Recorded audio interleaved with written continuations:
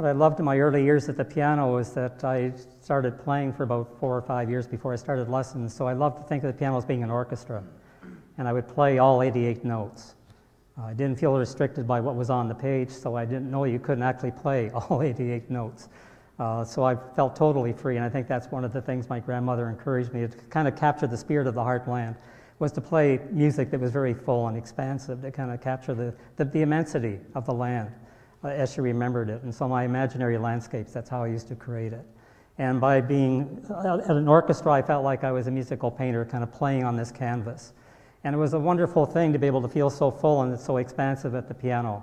I used to love to create soundtracks, and my friends sometimes would come over and bring their beautiful replicas of these tin soldiers that had been made in England and shipped over here, and they had horse-drawn regiments and other things that were just marvelous replicas, and we'd have war games on the living room rug. And I not only play the marching music, I would also play the horses' hooves and the banners blowing in the wind. I'd create the entire thing. And I remember at one point I was so immersed and so absorbed in what I was doing that I had the sense I'm not only playing the piano, I actually had the feeling of being played. It's almost as if my hands were kind of going places of their own volition. It was a marvelous moment. And of course, as soon as my mind sort of caught oh my gosh, what's happening here, it stopped. And then I found my life was sort of a search to find that place again. It took me about 2 weeks, and I was playing, and I found it again, and then I'd lose it, and I'd find it again. And so a lot of my early years at the piano was finding a way of being at the instrument in ways that I could be so free and so liberated in what I was playing, but I didn't feel at all restricted by what I was doing.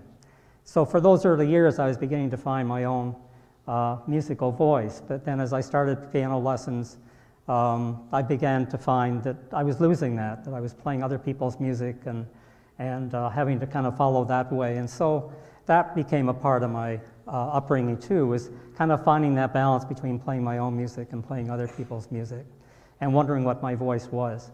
And I remember a gift I received some while back after I started recording. I had about 2 or 3 recordings out at that time.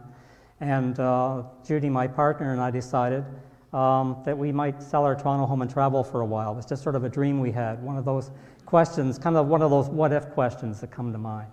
And I thought, well, I have some music out there, so I think probably we could go to record stores and I could clean them off the LPs, put them on, make sure they're front racked and things like that, kind of help things along. So that was part of the reason. But I think mostly we were just having a sense that it was a time to just take a pause in our own life and see what other things might open up. We found our way to the west coast of California. We found an educational center there. We spent about a month and a half at that place. And in the first couple of weeks, I remember I hadn't had a piano to play for a while, so I go up and I play the piano that was there, an old upright, right on the edge of the Pacific coast. It was in pretty bad shape, but at least I could coax the sound out of it. So I spent some time there, often in the evenings after dinner. And we'd been there for about 2 weeks when a young man came up to me one evening and sat down on the bench beside me as I was playing. And as I was getting up to go, he said, "Excuse me, I just wanted to say something if you don't mind." And I said, "Sure." And he said, "Well, I just wanted to say how much I was enjoying hearing your music. I was listening to it, and my friends were sitting at that table just back there by the window." And I thanked him, and he said, "There's just something I wanted to share with you. I hope you don't mind me saying this." And I said, "Sure, what's that?" And he said, "Well, you sound an awful lot like Michael Jones," he said. He's got some CDs or albums out, and you sound an awful lot like him. And I hope you don't mind me saying this, but you really should develop your own style. And then he started to kind of get more emphatic. He's been thinking about this for a while with his friends, about you have to find your own musical voice. You can't imitate other people all your life.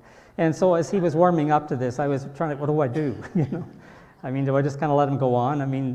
What happens there is that there are those of us who are there for a period of time, then there are weekenders that come in and out, and other people knew who I was and knew that I'd been recording, and I played from time to time, but he was one of the weekenders, so he wasn't acquainted with that background. So I finally got uncomfortable enough. I said, actually, I am Michael Jones. I may be the person you're talking about.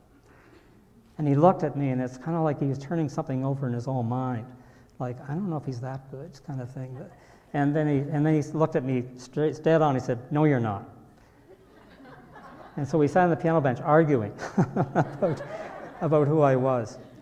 And it was a turning point for me because I realized that what he was reflecting back to me was the sense that I had found a musical voice that was distinctive enough that he could recognize it.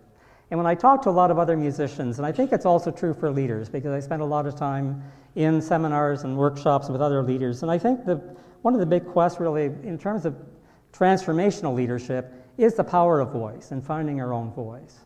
Being able to get off the script, being able to find out what is the impulse that's truly our impulse, what we uniquely see, how we look at our world. I think that's why it's important for leaders to take time out to find that pause, to kind of see what's stirring on the inside that hasn't yet had a chance to kind of bubble up yet or have a chance for some kind of outward expression. I think that's what my grandfather did. He had a style of moving that I think came from that kind of farming background. He never moved that quickly.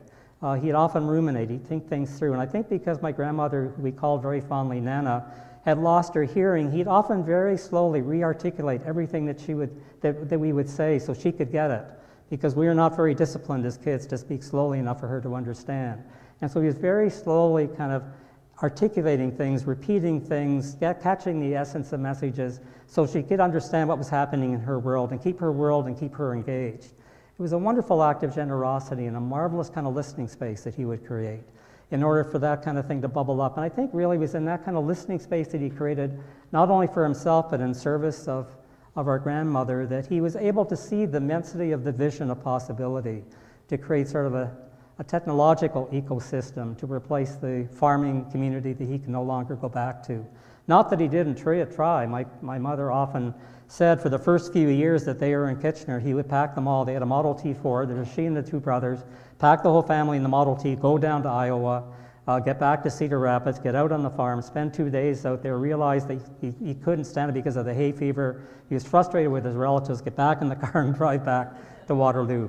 So I think he realized he could not go home. He had to kind of create a home in a new place. And sometimes that's the best we can do. We can't go back. Somehow we have to grow out of where we come from, the place we come from, to create a new home for ourselves. And I think his vision for the University of Waterloo, I think, came out of the sense that he wanted to create a new home for himself, a new sense of community that in some way could express and fulfill the sense that he could not go back to the community that he had come from. And so I think that was very much in his mind.